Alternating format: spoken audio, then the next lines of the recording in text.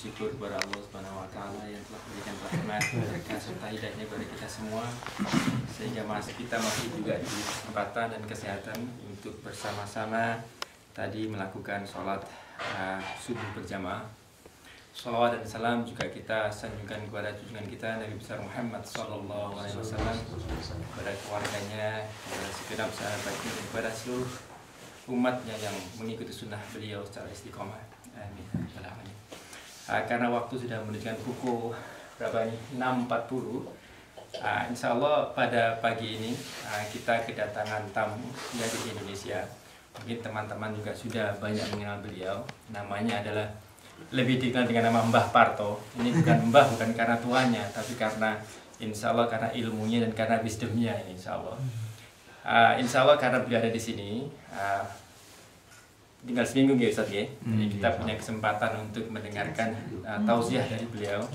Jadi untuk katanya to take advantage of him while he here, kita insya Allah meminta tolong kepada beliau untuk sedikit memberikan pencerahan kepada kita selama sekitar 20 menit, 25 menit gitu Ustaz.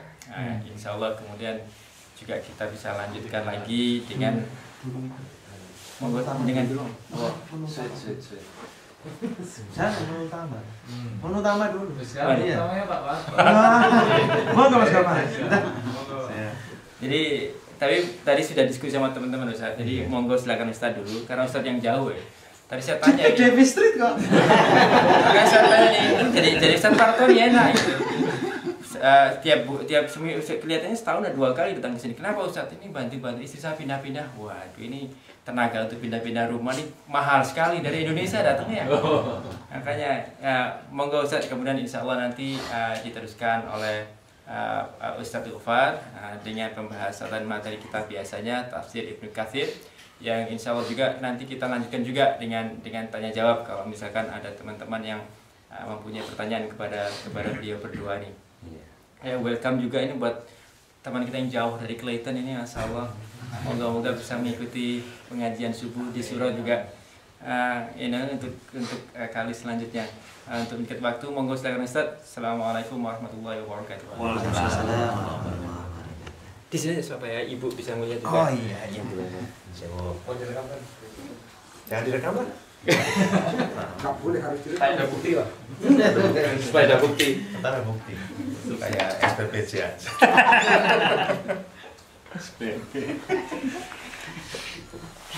Bisa ditagih nanti. Iya. Kalau nggak keluar duitnya.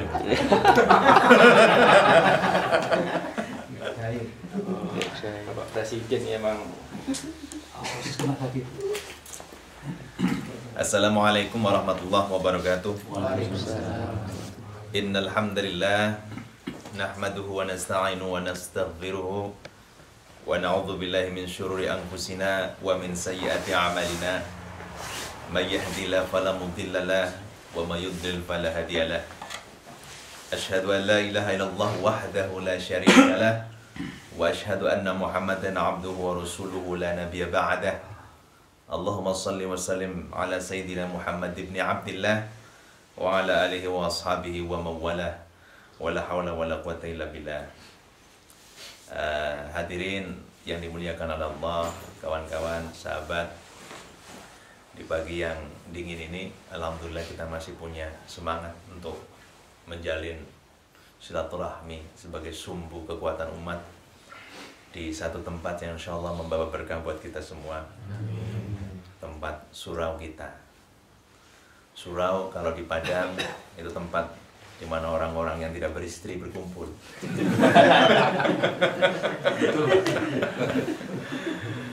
Jadi para duda, kakek-kakek, ya, anak-anak yang sudah mulai balik itu kemudian mereka berkumpul di surau. Tapi ternyata surau kita welcome banget dengan kaum wanita. Selamat datang Ibu Laila. Saya mau ngomong apa? Saya itu sebenarnya menunggu menu utama, ya, Mas Gofar, dengan Ibnu Katsir. Ada orang bilang saya ngaji Ibnu Katsir. Ibnu itu anak, Katsir itu banyak. Jadi biar banyak anak.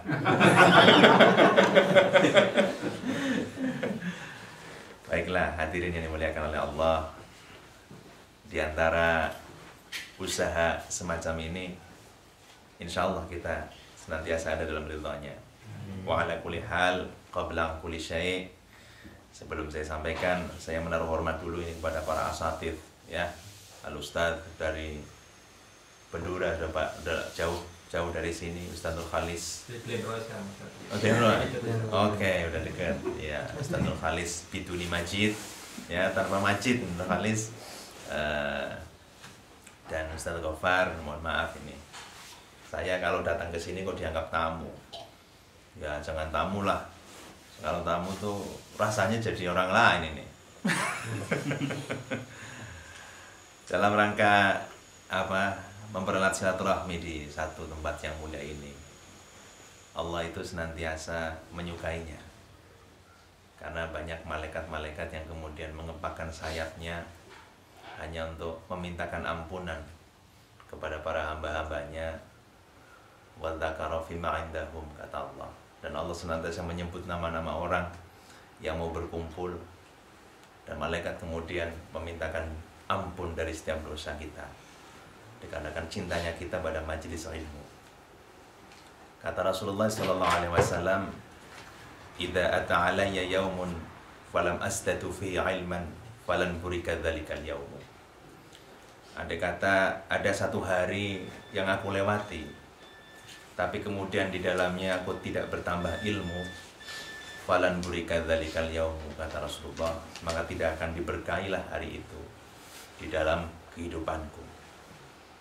Semakin bertambah ilmu, maka insya Allah semakin berkah. Karena bertambahnya pengetahuan itu menambah nalar kita, di samping menambah ketenangan batinnya.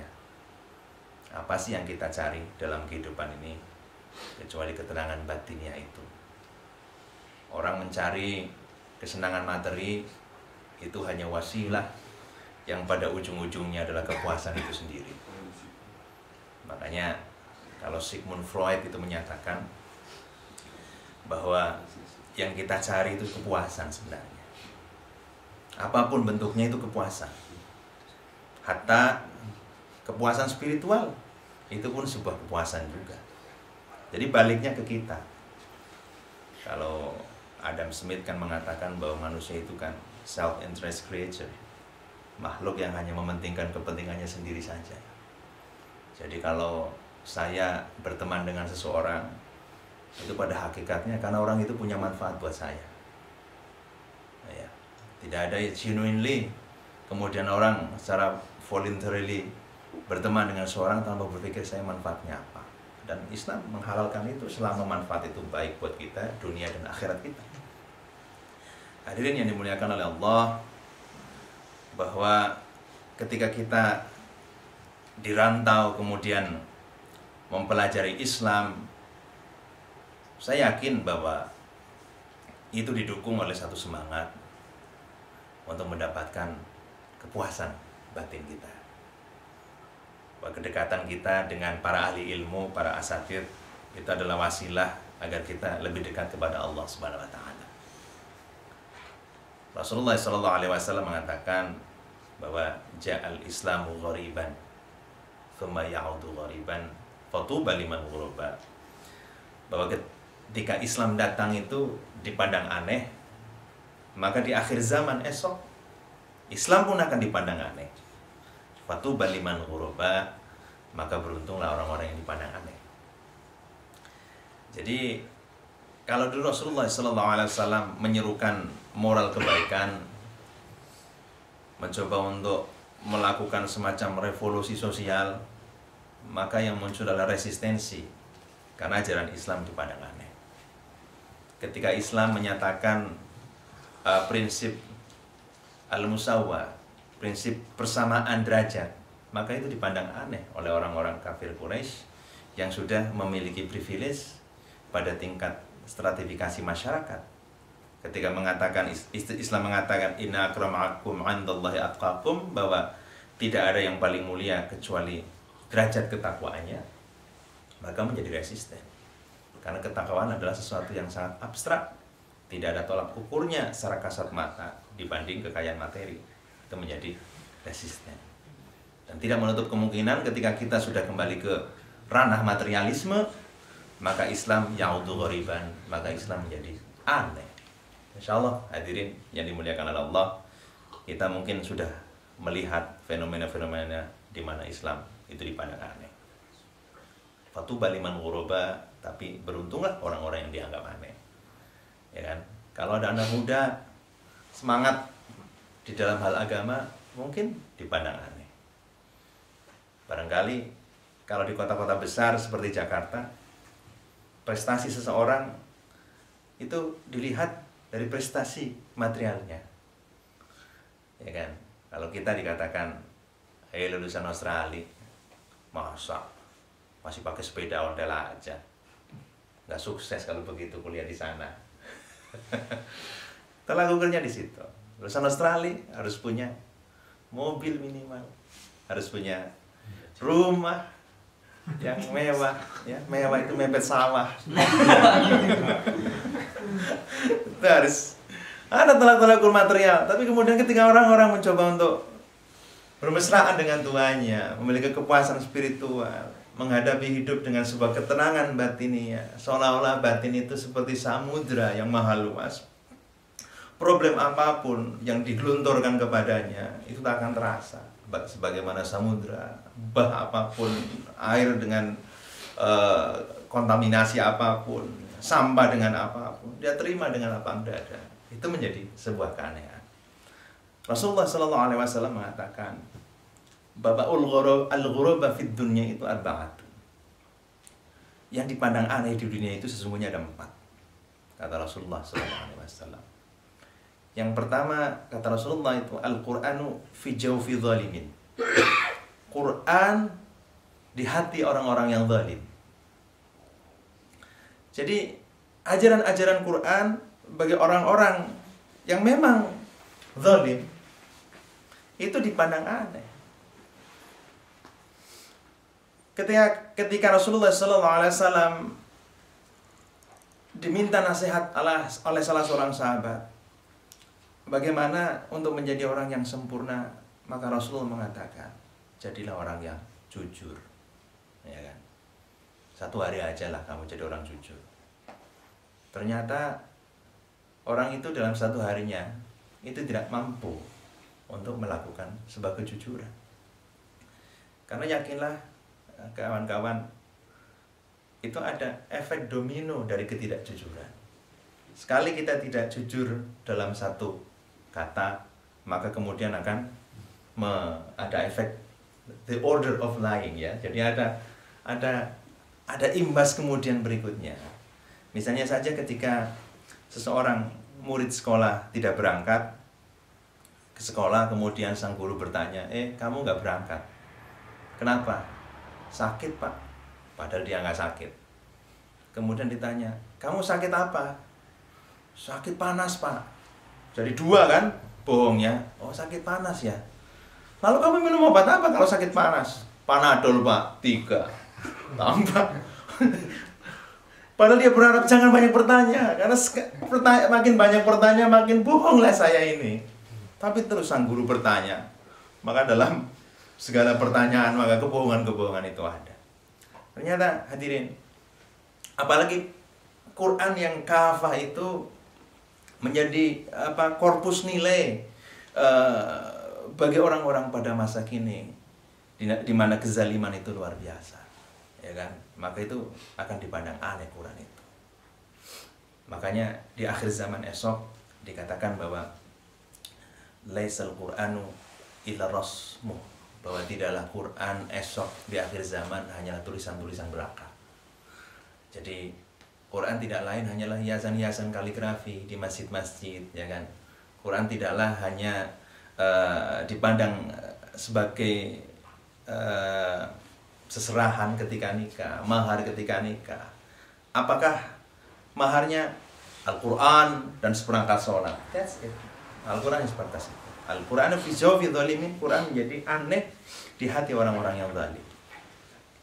Jadi konon ketika para ustadz kemudian terlibat dalam kehidupan politik, konon bahwa prinsip di dalam bermain politik adalah berani bohong. Nggak bisa nggak bohong. Kata Mahmud MD itu pernah mengatakan, jadi kalau Anda orang yang berpendapat A, kemudian ternyata kawan-kawan Anda dalam politik berpendapat B, maka Anda wajib berpendapat B. Jadi siap-siap untuk berbohong. Jadi Quran itu menjadi aneh bagi orang-orang yang zalim. Yang kedua, hadirin yang dimuliakan Allah, bahwa keanehan kedua adalah al-mushafu fi baitin la yuqra'u fihi. Bahwa mushaf Al-Quran yang ada di sebuah rumah di mana di dalamnya tidak pernah dibaca. Maka Quran itu menjadi aneh. Jadi kalimat pertama menggunakan Al-Quranu, kalimat kedua menggunakan al-mushafu. Ini berbeda ya. Al-mushafu itu sesuatu yang dicetak. Ya, yang dicetak, yang dipegang, ya, al-mushaf. Tapi kalau Al-Quranu meskipun secara bahasa itu artinya dibaca. Tetapi pada prinsipnya adalah ajaran-ajaran Allah, itu Al-Qur'an. Jadi yang kemudian menancap luar biasa di dalam relung sanubari seseorang. Insya Allah kita yang kumpul di sini adalah orang-orang yang punya semangat, ya kan? Kalau anak-anak muda kan maju terus pantang mundur. Tapi kalau udah tua-tua itu maju perut pantat mundur. Jadi udah mulai deh, mulai tidak semangat. Tapi ini luar biasa semangatnya hingga suruh kita hidup seperti ini. Al-mushafu fi baitin la yuqra'u fih. Bahwa mushaf yang ada di sebuah rumah yang tidak pernah dibaca di dalamnya. Sebuah kebiasaan yang luar biasa ketika kita memiliki sebuah tradisi di mana mushaf minimal 1 ayat dibaca. Rasulullah Shallallahu Alaihi Wasallam mengatakan bahwa rumah yang dibacakan Al-Quran dan yang tidak dibaca Al-Quran itu kan, yang tidak dibaca Al-Quran itu seperti kuburan, gelap gulita. Jadi perbedaan kita membaca koran dengan membaca Quran. Kalau membaca koran mungkin kita mendapatkan ilmunya. Kalau kita membaca Quran meskipun kita tidak mendapatkan pengetahuan apapun di dalamnya, itu menjadi pahala. Karena 1 huruf dari Al-Quran itu menjadi 10 kebajikan. Dan kita akan susah mengatakan apa saja 10 kebajikan itu. 10 kebaikan dari 1 huruf itu menjadi pahala buat kita. Yang ketiga, hadirin yang dimuliakan Allah, adalah al-masjidu fi nadi qaumin la yusalluna fihi. Jadi sebuah masjid yang dibangun di sebuah tempat di mana manusia tidak pada sholat di dalamnya, itu menjadi aneh. Kalau dulu masjid menjadi tempat di mana para sahabat Rasulullah berkumpul, berbicara macam-macam, bahkan strategi perang pun ditata di dalam masjid. Bahkan di Al-Azhar itu berasal dari masjid kemudian berubah menjadi universitas, dari Al-Jami' menjadi Al-Jami'ah, dari sebuah masjid menjadi sebuah jami'ah. Itu kan sebuah, kalau dalam tradisi pewayangan disebut Tiwikromo, perubahan yang luar biasa. Itu kan berasal dari masyarakat masjid yang kecil. Tapi di zaman modern ini insya Allah kita akan melihat bahwa masjid itu menjadi sebuah keanehan. Bahkan di Jakarta itu kan ada masjid yang kemudian menjadi tempat wisata. Masjid menjadi tempat wisata. Jadi orang datang itu pengen lihat masjidnya. Saya dengar masjid luar biasa hebatnya, saya mau lihat potret depannya, di dalamnya sama. Kubang Mas. Demikian pula orang-orang yang berhaji, ada juga yang kemudian berpikir bahwa penasaran terhadap bentuk-bentuk bangunannya. Oh, luar biasa bangunannya, saya mau lihat. Jadi aspek di mana masjid, tempat di mana seorang bertemu dengan Allah. Karena konon masjid itu kan Baitullah, rumahnya Allah. Tetapi seberapa banyak kemudian orang-orang yang masuk ke rumah Allah bertemu dengan pemilik rumah itu? Ya, Baitullah rumah Allah. Tapi berapa banyak orang yang masuk ke dalam masjid bertemu dengan pemilik rumahnya, yaitu Allah itu. Kalau kita kan kemudian datang ke masjid tidak bertemu, tidak peduli dengan pemiliknya. Kita bermain-main asik di kebunnya barangkali, ya kan? Kita asik masuk dengan ornamen-ornamennya, sehingga kemudian kita lupakan siapa pemilik sebenarnya. Sebuah silaturahmi yang hampa, Ketika kita datang ke sebuah rumah, tapi niat kita tidak bertemu dengan si pemilik rumah. Bukankah silaturahmi kita kepada seseorang bukan dikarenakan rumahnya, tetapi karena si pemiliknya. Tak pernah kita memilih dan memilah rumah bagus dan tidak bagus, karena yang kita tuju adalah sang pemiliknya. Betapa banyak saudara-saudara kita yang kemudian ke masjid tidak mendapatkan Allah itu, tidak bertemu dengan Allah, tapi yang dia dapatkan adalah kerunyama. Banyak hadirin yang dimuliakan Allah, masjid bukan menjadi tempat di mana kita mempererat kerukunan kita, tetapi masjid bisa menjadi sumber dari keretakan fragmen masyarakat Islam. Ketika kita sudah tidak cocok dengan mazhab tertentu, kemudian muncul masjid lagi.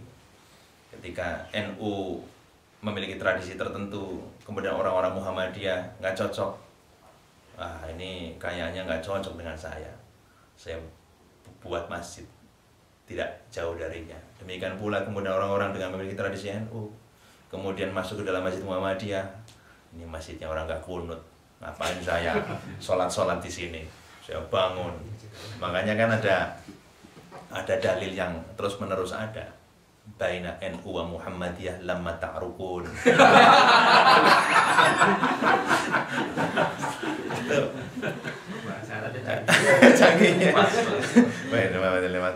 Jadi ketika masih tidak menjadi sebuah alat gerak masyarakat, kemudian alat pencerah masyarakat, tempat di mana kita menemukan Allah, maka masih menjadi tempat keratakan umat.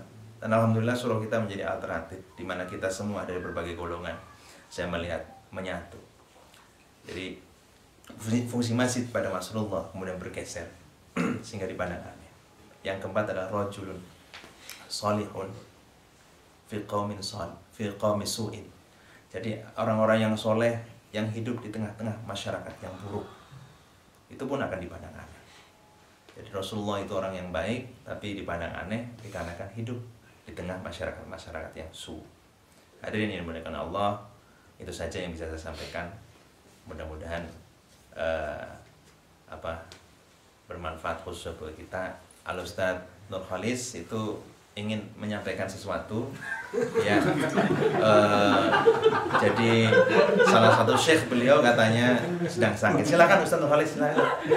Saya tidak menerima surat menyurat.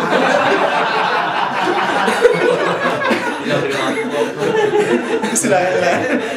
Saya tutup dulu ya, karena ada pesan-pesan yang luar biasa pentingnya. Afwan. Wabillahi taufiq wal hidayah. Assalamualaikum warahmatullahi wabarakatuh. Tidak menerima surat penyurat. Tidak menerima surat penyurat. Tidak menerima amplop. Assalamualaikum warahmatullahi wabarakatuh. Saya cuma mau menyampaikan ada titipan dari teman saya kemarin sore, salah satu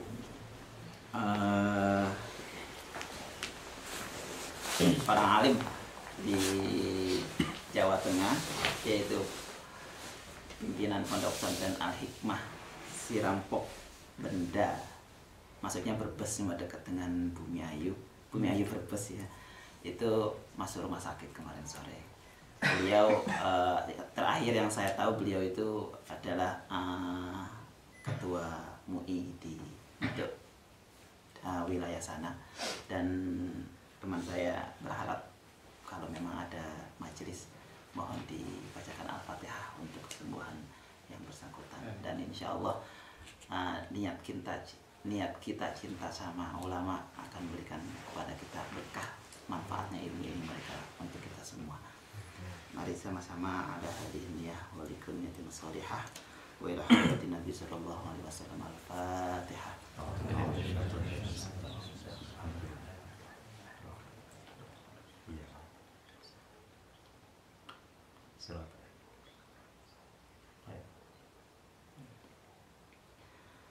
Terima kasih. Saya mohon maaf. Assalamualaikum warahmatullahi wabarakatuh. Waalaikumsalam. Mantap. Iya. Terima kasih banyak kepada Ustaz Parto Sundarko yang telah memberikan tausiah kepada kita. Sebenarnya Mas Arif yang bertugas untuk menjadi MC pada pagi ini, tapi beliau sedang suaranya habis. Terus jadi saya take over. Dan juga ada suara nih. Semoga Allah Subhanahu wa taala menjadikan kita orang-orang yang aneh ya, yang mendapatkan kepuasan dengan ketaatan kita kepada Allah Subhanahu wa taala. Ya, kita welcome juga ini ada saudara kita lagi yang datang dari jauh dari Box Hill North insyaallah. Kita harapkan juga teman-teman yang dari jauh ini dari namanya Mas Anton Dirgantoro untuk bisa hadir lagi untuk acara Sabtu selanjutnya insyaallah. Ustaz Parto nanti insyaallah habis Ustaz Gofar udah ada Q&A session biasanya insyaallah barang 10-15 menit gitu. Untuk tidak waktu monggo silakan. Abdul teruskan aja. Enggak apa-apa. Teruskan apa? Teruskan sampai habis. Oh, seperti biasanya program pada hari ini kita lanjutkan lagi dengan pembahasan tafsir Ibnu Katsir yang insyaallah akan dilakukan oleh Ustadz kesayangan kita yang masih muda sekali ini, yang masya Allah ilmunya, yang kapan ini masih single Ustadz, jadi beliau ini memang ini yang meramaikan masjid karena masih single tadi. Monggo silakan Ustadz Gofar. Assalamualaikum warahmatullahi wabarakatuh. Bismillahirrahmanirrahim. Assalamualaikum warahmatullahi wabarakatuh. Innal hamdalillah nahmaduhu wa nasta'inuhu wa nastaghfiruh wa natubu ilaihi wa na'udzu billahi min shururi anfusina wa min sayyiati a'malina. May yahdihillahu fala mudilla lahu wa may yudlil fala hadiya lahu.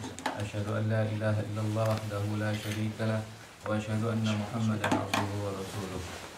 Amma ba'du. Bapak Ibu sekalian, alhamdulillah pagi ini kita bisa bertemu kembali dalam rangka untuk mengkaji kitabullah wa sunnah Nabi SAW, dan semoga apa yang nanti kita pelajari dapat kita laksanakan, karena tujuan kita untuk belajar agama adalah untuk bisa menjalankan perintah-perintah agama. Dan dari itu, karena ketakwaan itu, maka Allah SWT semoga menambahkan ilmu pada kita. Karena Allah berfirman, wattaqullah wa yu'allimukumullah. Bertakwalah kepada Allah, maka Allah akan mengajari kamu apa yang tidak kamu ketahui. Alhamdulillah pagi ini kita juga bukan tamu ya, Pak. Tuan rumah yang punya Australia. Alhamdulillah beliau alim, dan apa yang beliau sampaikan semoga bermanfaat bagi kita dan bisa kita laksanakan. Karena ada beliau sebenarnya saya tidak layak untuk menyampaikan kajian, karena ada yang lebih alim. Ini sunnah. Apalagi saya kedinginan sehingga pakai sarung. Untuk pertama kali saya pergi ke Suro pakai sarung. Biasanya orang itu biasanya. Tapi di sini yang Muhammadiyah juga pakai sarung. Selalu rukun sini. Iya, karena mata rukun. Saya memang dingin. Kita akan meneruskan kajian kita tentang tafsir. Beberapa waktu yang lalu kita telah membahas tafsir An-Nas. Sekarang kita akan masuk ke dalam tafsir Al-Falaq. Nah, agak mundur. Setelah Al-Fatihah, An-Nas, kemudian kita sekarang mundur ke Al-Falaq. Seperti biasa kita akan mengkaji nama-nama dari setiap surat yang kita kaji. Kalau An-Nas kemarin kita punya beberapa nama, diantaranya selain An-Nas adalah Mu'awwidhatani dan Qul a'udzu birabbin nas. Nah, Qul a'udzu birabbin nas dan Qul a'udzu bil falaq itu seperti dua sisi mata uang. Kalau kita membahas Qul a'udzu birabbin nas, biasanya selalu kita akan membahas Qul a'udzu birabbil falaq. Nama-nama surat Al-Falaq yang ada dalilnya adalah yang pertama ada Al-Falaq itu sendiri. Yang kedua adalah sama dengan An-Nas, yaitu Al-Mu'awwidhatani, dua bacaan pelindung. Mu'awwidhatani, dua. Karena belajar bahasa Arab, kalau rafa Al-Mu'awwidhatani, kalau mansub dibaca apa, Mbak? Jangan Bapak. Saya tanyanya ke Mbah ini. Sama dekat. Dua sisi mata uang. Udah lupa sampai saya. Itu adalah nama-nama kalau tadi apa? Al-Falaq ya. Al-Falaq namanya adalah Qul a'udzu bil falaq, kemudian Al-Mu'awwidhatani dan Al-Falaq itu sendiri. Itu yang ada di dalilnya. Ini kita bisa baca dari pembukaan surat Mu'awwidhataini yang ditulis oleh Al-Imam Ibnu Katsir. Beliau mengatakan misalnya dia meriwayatkan dari Uqbah bin Amir qala Rasulullah sallallahu alaihi wasallam alam tara ayatin unzilat hadhihi lailata lam yura mithluhunna qad qul a'udzu birabbil falaq wa qul a'udzu birabbin nas. Beliau mengatakan Rasul sallallahu bersabda alam tara ayatin, tidaklah kamu melihat ayat-ayat unzilat hadhihi lailah yang telah turun pada malam kemarin, itu pada malam kemarin, lam yura mithluhunna qad, yang tidak ada yang semisal dengannya, yaitu kemudian beliau mengatakan qul a'udzu birabbil falaq wa qul a'udzu birabbin nas. Beliau mengatakan qul a'udzu birabbil falaq wa qul a'udzu birabbin nas. Ini adalah dalil bahwa nama surat Al-Falaq dan An-Nas adalah qul a'udzu bil falaq wa qul a'udzu birabbin nas. Ini juga menunjukkan keutamaan surat An-Nas dan Al-Falaq. Dulu kita membahas bahwa ada beberapa keutamaan dari surat An-Nas dan Al-Falaq. Yang pertama adalah sama, keutamaannya sama. Di sini dikatakan lam yuramithluhunna qat. Jadi surat yang tidak ada yang semisal dengannya, kata Rasulullah SAW. Dan yang kedua adalah dia merupakan perlindungan terbaik. Dia merupakan perlindungan terbaik. Kenapa? Karena Rasulullah SAW mengatakan bacalah surat An-Nas dan Al-Falaq pada saat malam hari dan pagi hari. Tukfika min kulli syai', kata Rasulullah, mencukupi kamu dari segala sesuatu. Ini merupakan perlindungan yang terbaik. Karena itu kemudian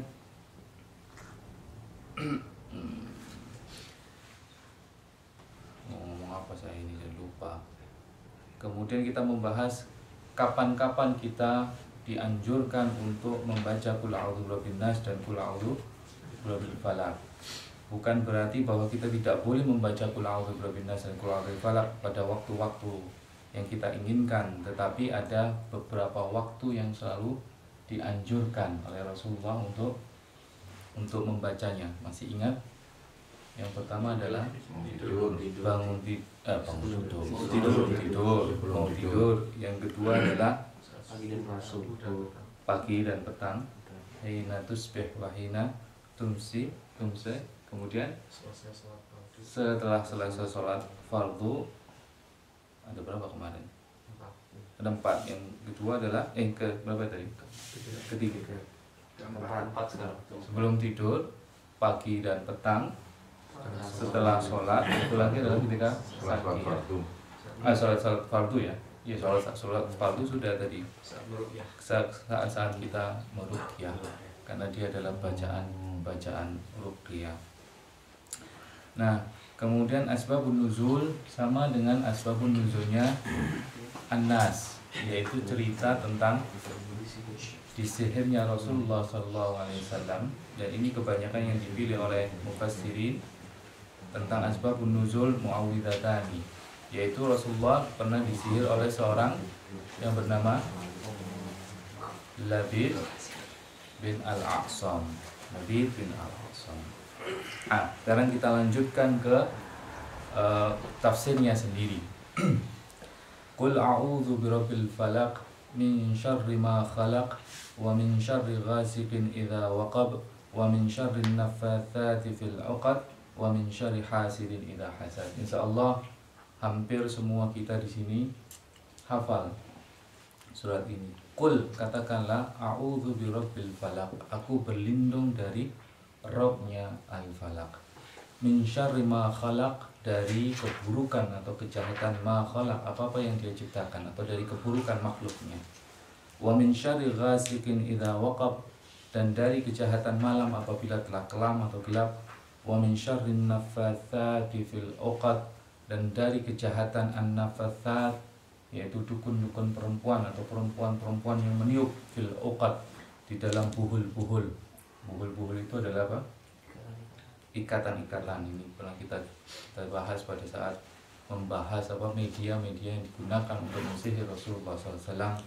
Wa min syarri hasidin idza hasad, dan dari kejahatan atau keburukan hasidin, orang-orang yang hasud, yang dengki, apabila dia hasad, dia dengki atau iri.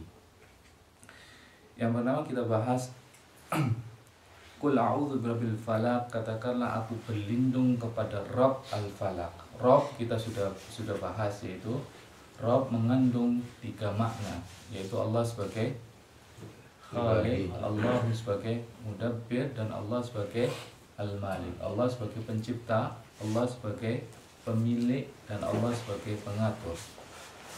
Al-Falaq, kebanyakan mufassirin menafsirkan Al-Falaq adalah Pagi hari.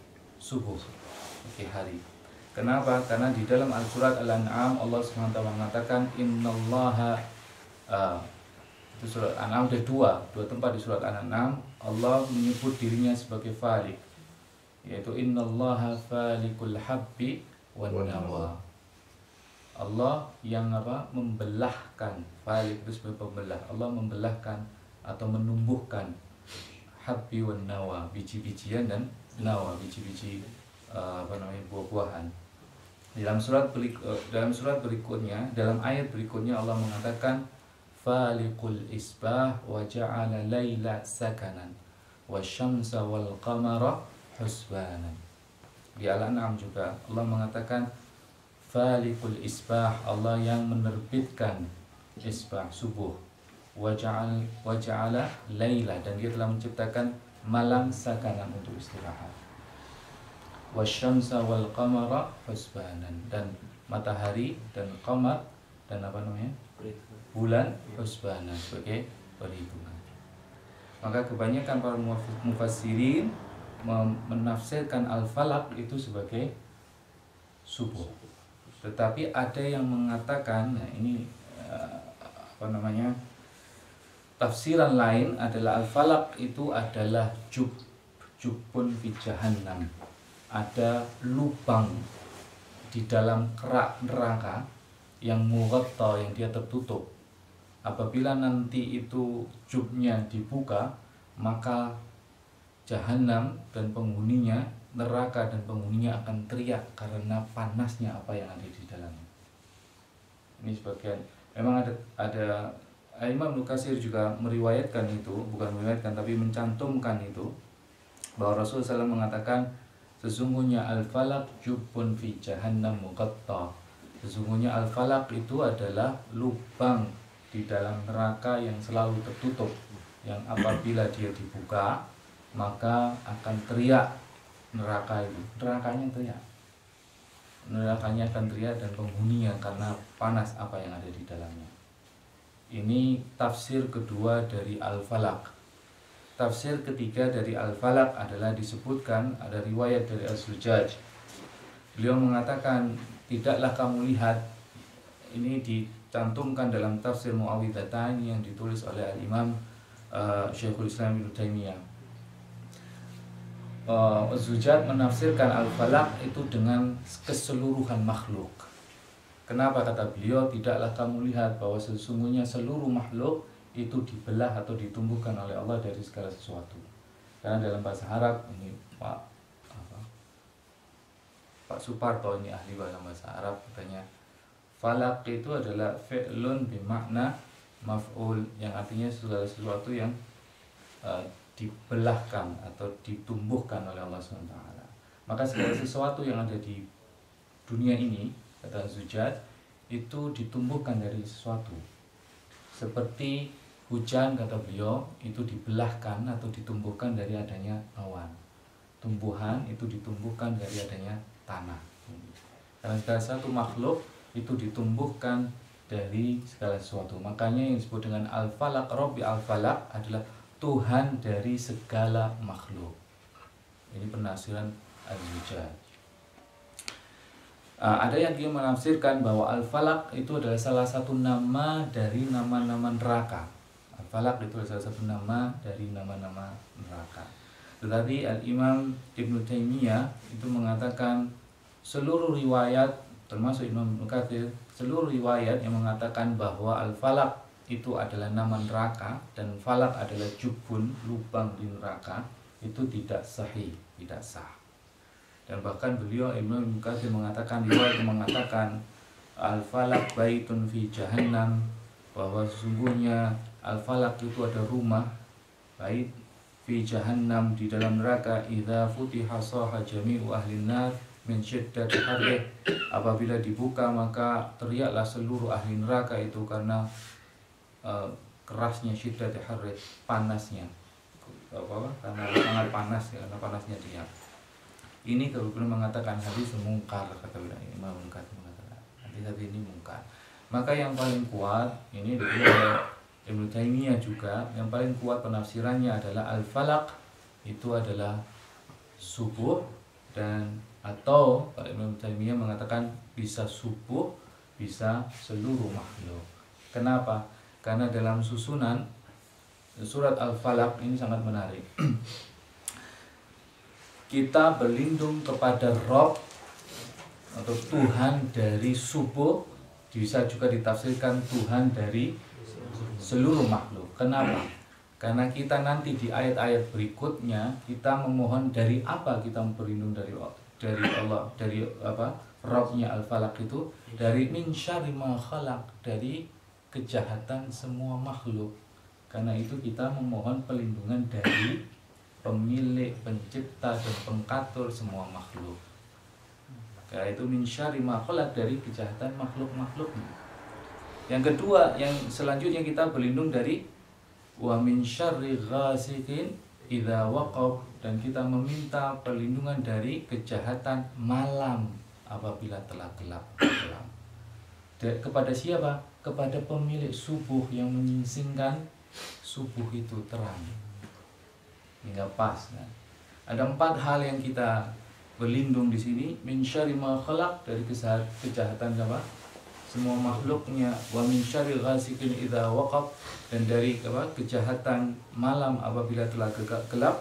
Wa min syarri nafathat, dan dari kejahatan dukun-dukun perempuan yang meniup-niup fil uqad, dari pohon. Wa min syarri hasidin idza hasad, dan dari kejahatan kedengkian. Menarik.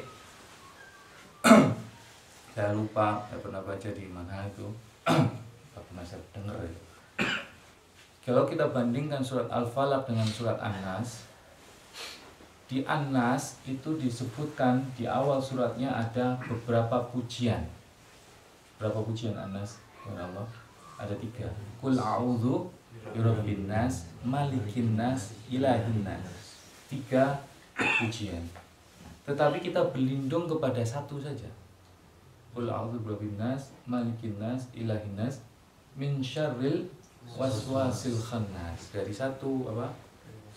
Dari satu kejahatan, min syarril.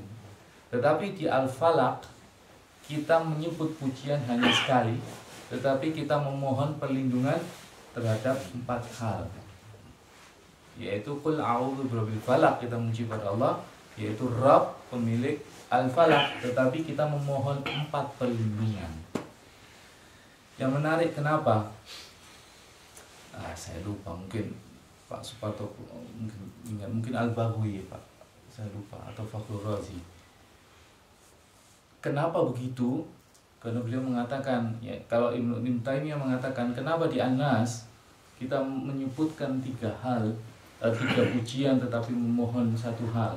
Karena beliau mengatakan karena sesungguhnya al-waswas syaitan, waswasnya al-khannas, itu adalah mabda, adalah apa, pangkal pokok penyebab segala maksiat, penyebab segala fasikan dan lain sebagainya, kemaksiatan. Karena pujian itu biasanya setara dengan apa yang kita minta. Kalau kita minta lebih banyak, maka pujiannya harusnya lebih banyak. Karena itu di An-Nas itu kita meminta sesuatu yang pokok. Yaitu yang pokok adalah karena memang waswasnya syaitan itu pokok dari segala kejahatan, dan itu lebih besar dari apabila apa yang kita minta di Al-Falaq. Di Al-Falaq kita lihat bahwa yang kita minta, dari menafsirkan lagi kenapa kita memujinya hanya satu di Al-Falaq, karena di Al-Falaq itu yang kita minta semuanya berkaitan dengan dunia, sedangkan di An-Nas itu berkaitan dengan semua yang bersifat ukhrawi, sehingga pujiannya lebih banyak, karena syaitan itu membahayakan kita secara ukhrawi. Sedangkan di sini ini berkaitan dengan orang-orang yang dengki kepada kita. Itu kan berbeda bersifat apa? Duniawi. Kita meminta sesuatu yang dengki. Dukun itu meniupkan sesuatu, menyakiti kita karena biasanya ada maksud duniawi. Begitu.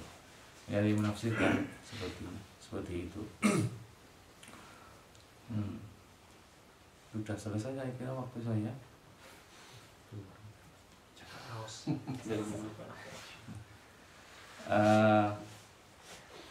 Saya lupa lagi tadi itu ada juga ini belum rasik nanti.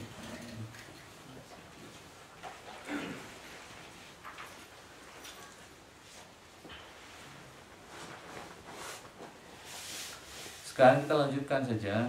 Mesti berapa menit, Mas? Masih banyak. Sekarang udah hampir setengah 8 nanti biasanya. Terusnya habisin sampai Al-Fatihah. Sekali lagi. Pulang.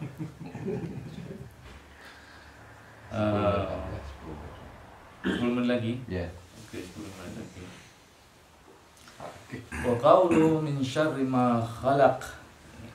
Kita berlindung dari kejahatan semua makhluknya yang diciptakan. Nah, ai min syarri jami'il makhluqat, yaitu dari syar semua makhluknya. Nah, yang menarik apa yang di sini di Al-Falaq itu disebutkan syar sampai 4 kali. Ada kata-kata syar itu 4 kali. Apa itu syar? Apa itu keburukan? Apa itu kejahatan? Nah, Al-Imam Ibnu Qayyim itu menerjemahkan atau mendefinisikan kejahatan adalah ada 2, beliau mengatakan. Yang pertama adalah sesuatu yang menyakiti kita. Yang kedua adalah sesuatu yang merupakan sarana supaya kita sakit. Yang menyakiti, sarana yang membuat kita sakit. Itu syar, kata Ibnu Qayyim. Seperti kata beliau, maksiat.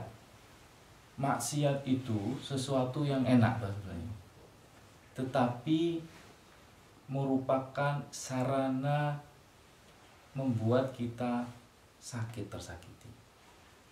Kapan kita akan tersakiti karena maksiat? Baik di dunia maupun di akhirat. Contoh misalnya, minum-minuman keras, alkohol. Itu kan enak tuh sebenarnya. Kan disebut Abul Farah. Bapaknya kesenangan. Itu Abul Farah itu bapaknya kesenangan, dia itu sangat menyenangkan dengan minuman keras itu, tetapi dia akan membuat kita sakit, sehingga dia merupakan sarana kita sakit. Di dunia kita akan sakit, misalnya katanya penelitian itu berkaitan dengan apa? Penyakit-penyakit tertentu, alkohol itu katanya begitu. Tapi kita nggak minum alkohol juga sakit itu kan. Nanti di akhirat itu lebih tersakiti lagi kita karena maksiat kita yang namanya minum-minuman alkohol itu syar. Jadi segala sesuatu yang membuat kita sakit, sarana membuat kita sakit atau yang menyakiti kita sendiri itu adalah syar. Nah, apakah semua makhluk itu mempunyai keburukan sehingga membuat kita tersakiti? Iya. kecuali beberapa makhluk yang dipilih oleh Imam Ibnu Qayyim berdasarkan dari dalil yang tidak punya keburukan. Ada makhluk, ini maksudnya adalah kita berlindung dari kejahatan makhluk yang memang memiliki apa? Keburukan. Ada makhluk-makhluk yang tidak memiliki keburukan sama sekali. Contohnya adalah kalau beliau malaikat. Yang kedua adalah surga. Surga itu nggak punya keburukan. Siapa yang mau masuk surga kalau surga ada keburukannya? Kan? Yang ketiga adalah nabi-nabi Allah. Itu adalah makhluk-makhluk yang tidak memiliki keburukan. Nah di sini kita memohon kepada kejahatan semua makhluk, karena makhluk itu biasanya memiliki kejahatan. Karena itu kita disuruh untuk berlindung dengan berdoa tertentu terhadap makhluk-makhluk itu. Contoh, makhluk Allah yang namanya pagi dan petang. Makhluk Allah yang namanya pagi dan petang atau hari itu memiliki keburukan. Karena itu kalau pagi dan petang kita dianjurkan untuk berdoa. Ada yang apa? Asbahna wa asbahillah alhamdulillah. Dan seterusnya, kemudian setelahnya kita berdoa, Allahumma inni as'aluka khaira Allahumma inni as'aluka, pokoknya begitulah, saya juga lupa. Allahumma inni as'aluka khaira, Pak Parto masih ingat? Saya Bustami. Baru ngaji sekarang. Lupa. Ya Allah, Allahumma inni as'aluka, aku mohon padamu kebaikannya dan wa khaira ba'da, setelahnya. Wa as'aluka syarra, kejahatannya dan kejahatan setelahnya. Hari itu, pada hari itu. Kemudian angin misalnya. Kita melihat angin, Rasulullah kata Aisyah kalau melihat angin juga berdoa seperti itu. Juga lupa, kalau mungkin ini mesti lupa. Allahumma inni as'aluka khairaha. Oh, kalau angin itu ini bisa dibaca di Hisnul Muslim. Doa-doa Hisnul Muslim itu doa-doa itu. Rasulullah termasuk adalah pasangan kita itu punya kebaikan, punya keburukan. Sehingga kita dianjurkan kalau memilih pasangan berdoa dulu kepada Allah. Terlalu panjang berarti. Saya masih ingat akhirnya aku meminta kebaikan darinya dan kebaikan dari perangai yang kau berikan kepadanya, dan aku memohon perlindungan dari kejahatannya dia dan kejahatan perangai yang engkau berikan kepada dia. Nah, ini semua makhluk itu punya Yang belum itu kan yang belum. Makanya lama.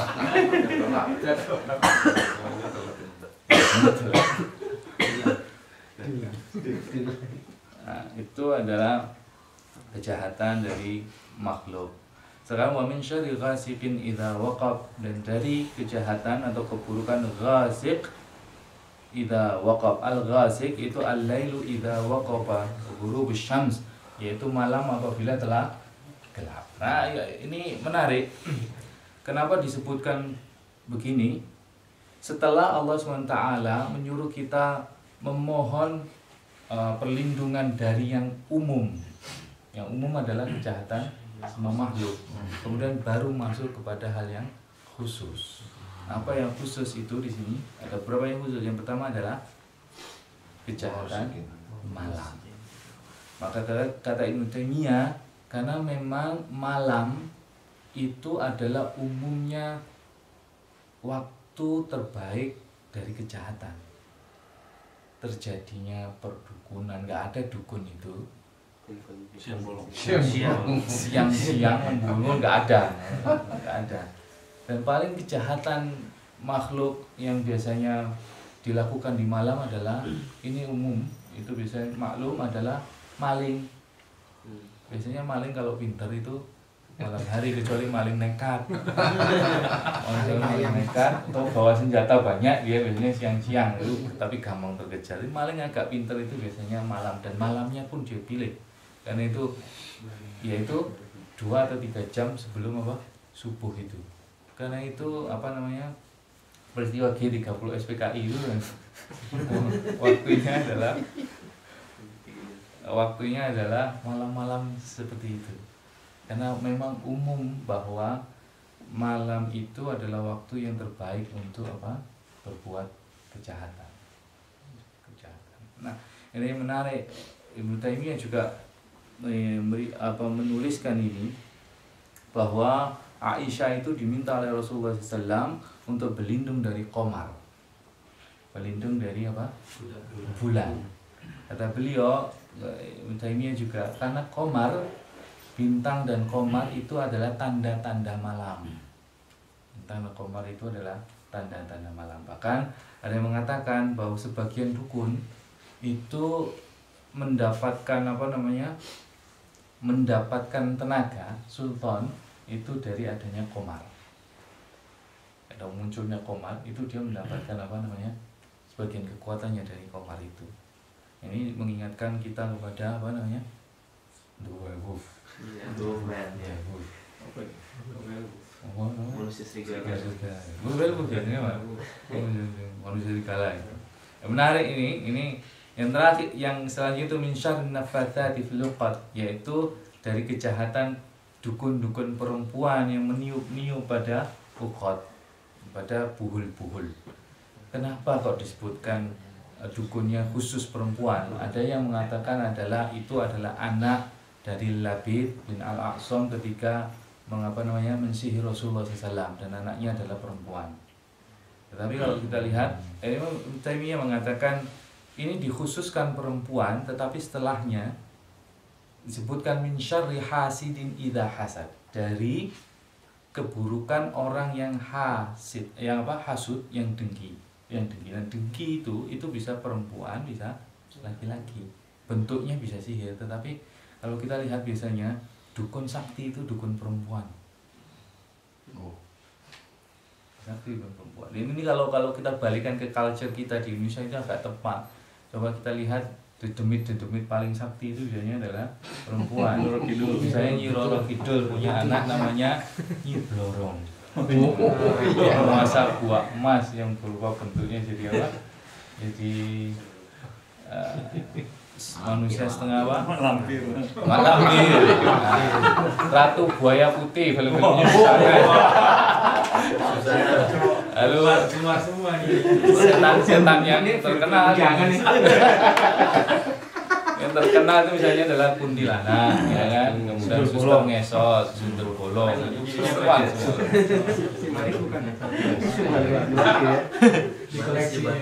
Si manis.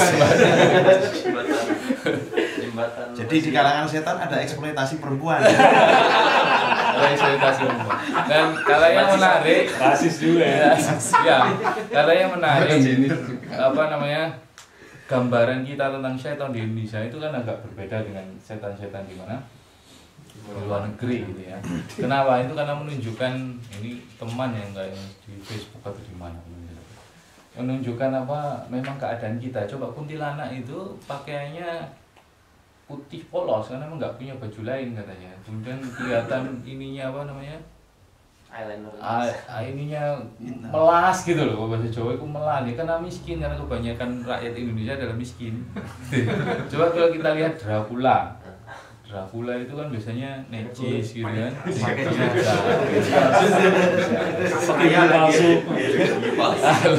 Kalau Timur Tengah itu jin-jin itu biasanya jinnya Baghdad itu jin apa?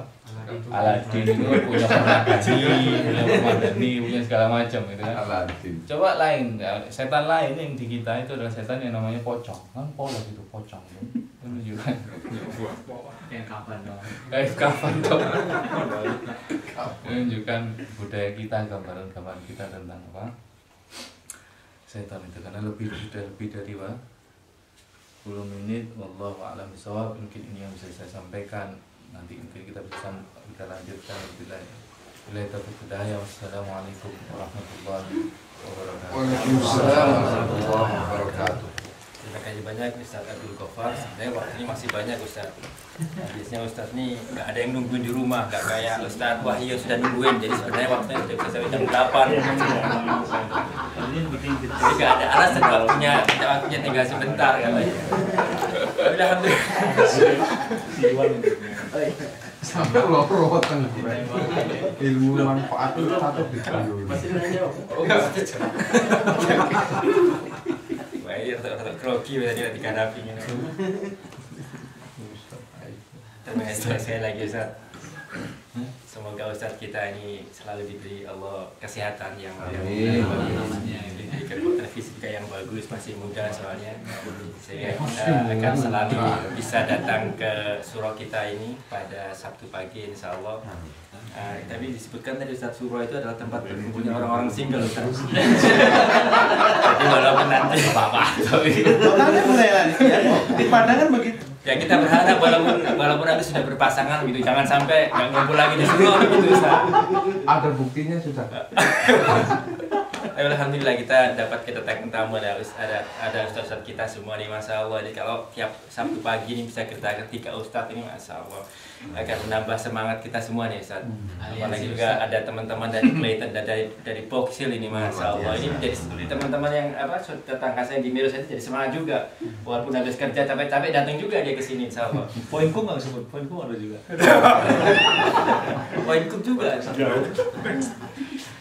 Monggo silakan kepada teman-teman yang punya pertanyaan buat Ustadz Suparto sama Ustadz Abdul Ghaffar. Monggo bukan ibu nih, Ibu Laila biasanya juga bertanya. Monggo silakan dulu Ibu. Assalamualaikum warahmatullahi wabarakatuh. Waalaikumsalam warahmatullahi wabarakatuh. Saya tidak mewakili Sundel Bolong. Satu-satunya perempuan di sini. Saya tanya pada Pak Parto dulu. Tolong dijelaskan Pak, bagaimana itu ada Al-Quran di hati orang yang zalim. Jadi Al-Quran biasanya ada di hati orang yang baik, tapi ini ada di hati orang-orang yang zalim. Terus Buat Ustadz Ghaffar Ibu, bukan Ustadz. pada Ustadz yang memilih. Maksud Ibu ini tiba-tiba Ustadz yang ganteng gitu ya, agak ini soalnya.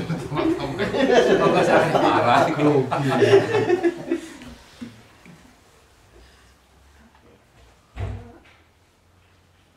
Itu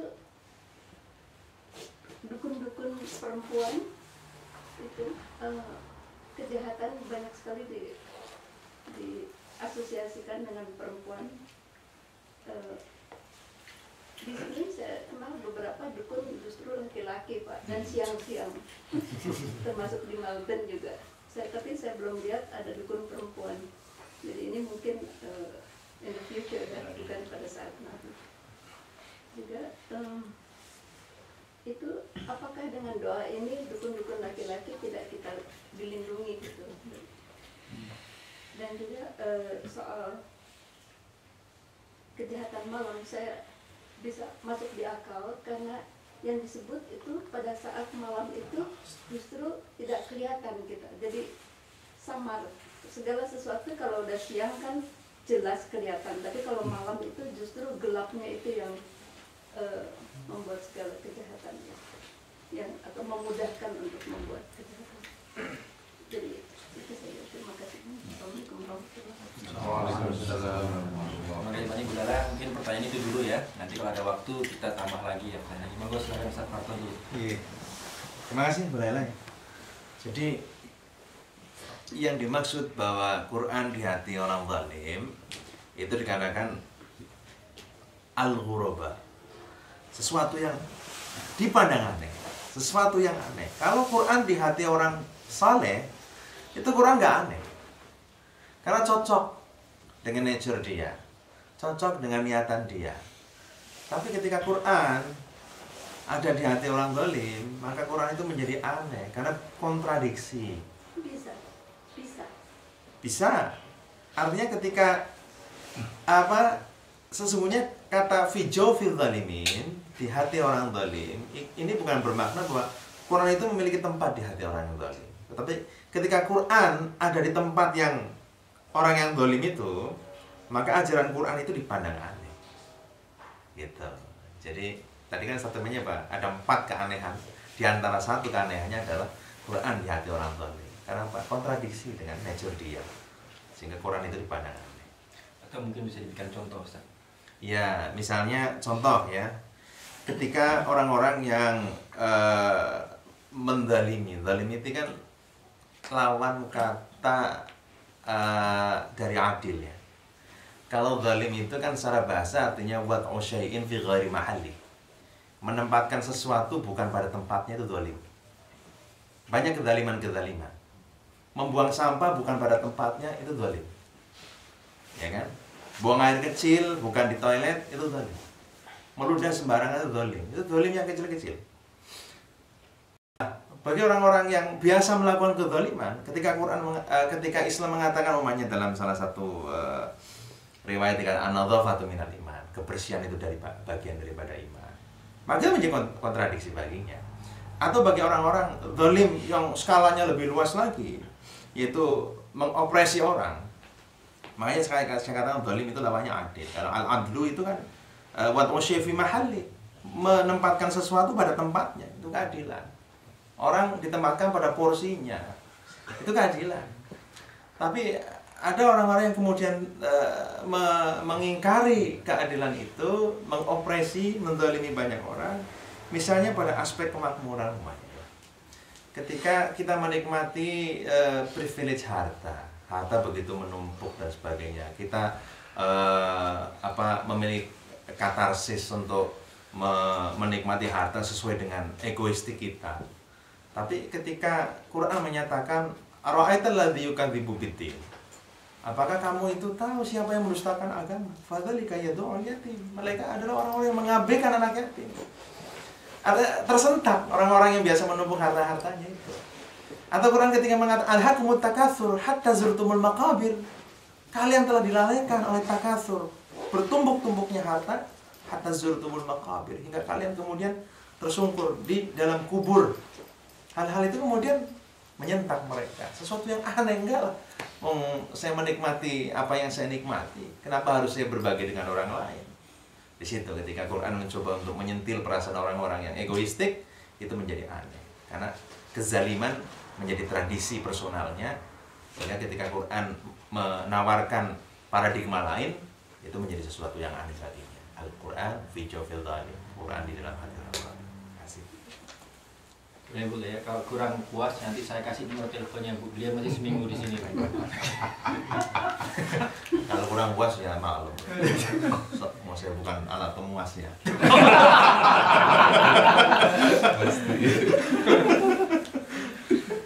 Jangan sekembali. Ini sama Bu. Tadi itu penafsiran saya aja, bahwa kalau kita kembalikan ke culture kita, bahwa dukun-dukun yang sakti itu dukun-dukun apa? Perempuan termasuk dukun sakti kayak apa Nyirol Kidul dan Nyi Blorong. Sebenarnya beliau Imam Ibnu Taimiyah itu mengatakan begini, memang disebutkan itu adalah dukun-dukun perempuan karena memang penafsirannya adalah dia adalah anak-anak dari Labid bin Al-A'sam, putri-putri dari Labid bin A'sam ketika membantu ayahnya mensihir Rasulullah SAW dengan cara meniup-niupkan pada buhul-buhul, ikatan-ikatan yang menjadi media untuk dukun itu. Kita sudah membahas media-media yang dukun yang digunakan oleh Labid bin Al-A'sam. Tetapi kata beliau kemudian diteruskan ayat itu, wa min syarri hasidin idza hasad, dan dari orang-orang apa? Dengki, apabila dia dengki, maka disebutkan itu adalah mudzakkar, laki-laki. Hasud, yang hasud adalah laki-laki. Karena beliau sebenarnya hasud, dukun itu adalah dari jiwa yang khabithah, dari jiwa-jiwa yang jelek, yang bisa laki-laki, bisa perempuan, kata Imam Taimiyah. Bisa laki-laki dan bisa perempuan. Nah, sekarang tentang malam, saya ada lupa penafsirannya itu. Kenapa disebutkan malam? Tadi saya sebutkan memang itu juga Imam Qayyim, Ibnu Taimiyah, termasuk Ibnu Katsir itu mengatakan memang malam itu adalah umumnya kejahatan berlaku.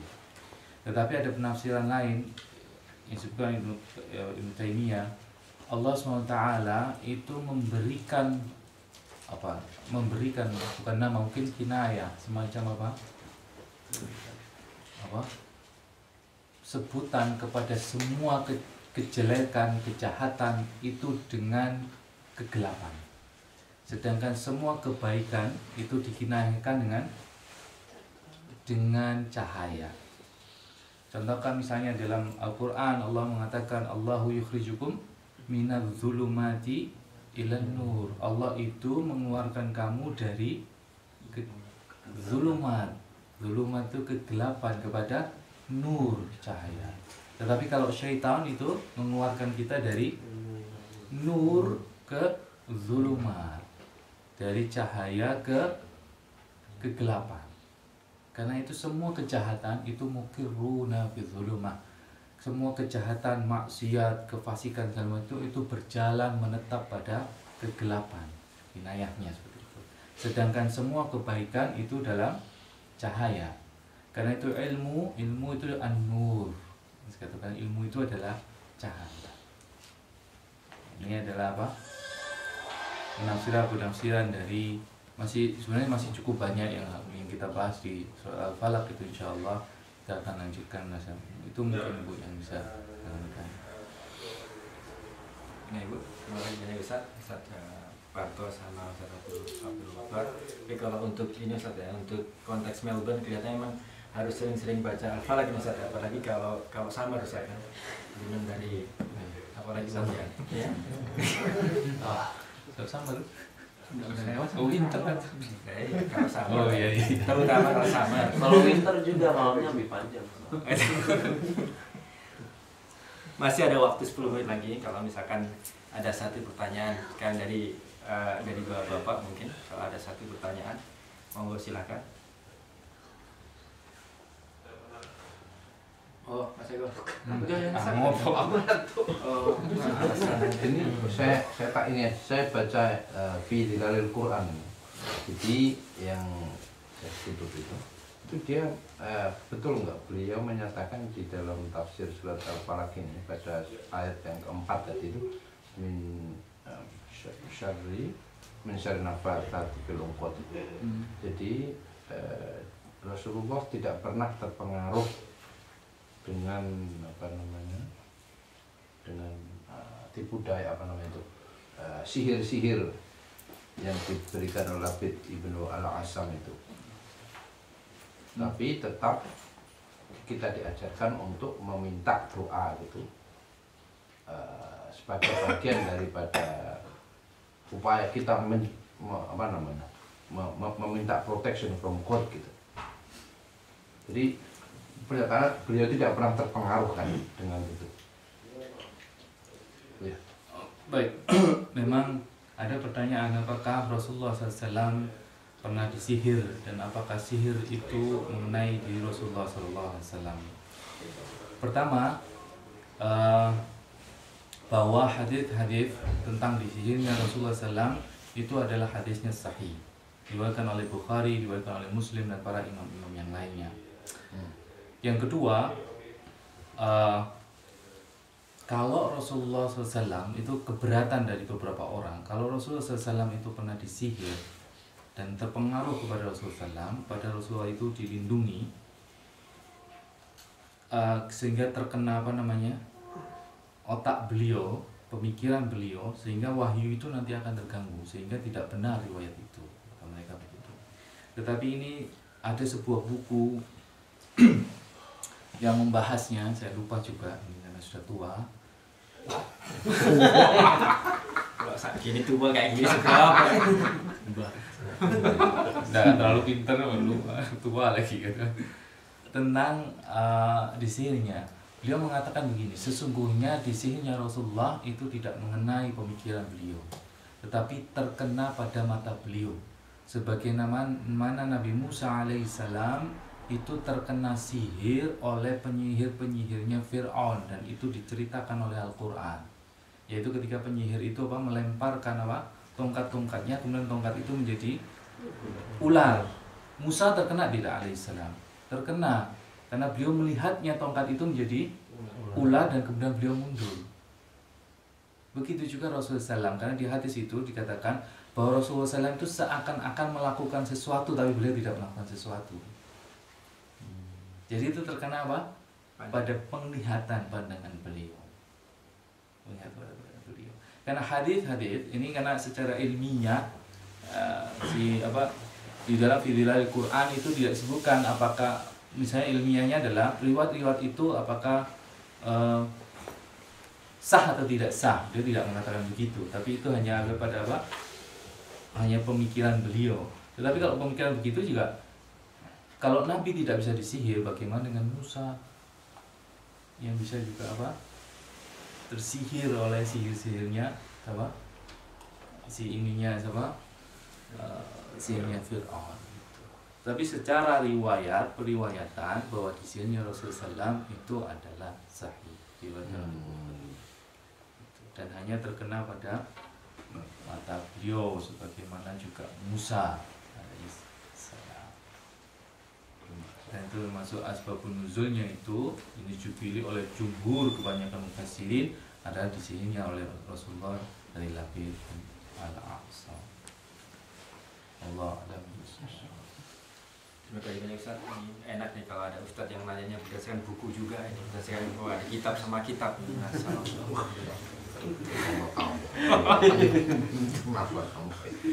Karena waktu sudah menunjukkan pukul 8, kita tutup dulu pengajian kita, kuliah subuh kita pada pagi hari ini. Yang pertama kita baca hamdalah 3 kali, kemudian kita baca istighfar 3 kali, kemudian dilanjutkan dengan pembacaan surat Al-Asr dan ditutup dengan pembacaan doa kafaratul majelis. Alhamdulillahirabbil alamin. Alhamdulillahirabbil alamin. Alhamdulillahirabbil alamin. Astaghfirullahaladzim. Astaghfirullahaladzim. Astaghfirullahaladzim. Bismillahirrahmanirrahim. Wal 'asr innal insana lafi khusr. Innal ladzina amanu wa 'amilus solihati wa tawassaw bil haqqi wa tawassaw bis sabr. Subhanaka Allahumma wa bihamdika asyhadu an la ilaha illa anta astaghfiruka wa atubu ilaik. Kurang lebihnya minta maaf. Assalamualaikum warahmatullahi wabarakatuh. Waalaikumsalam warahmatullahi wabarakatuh.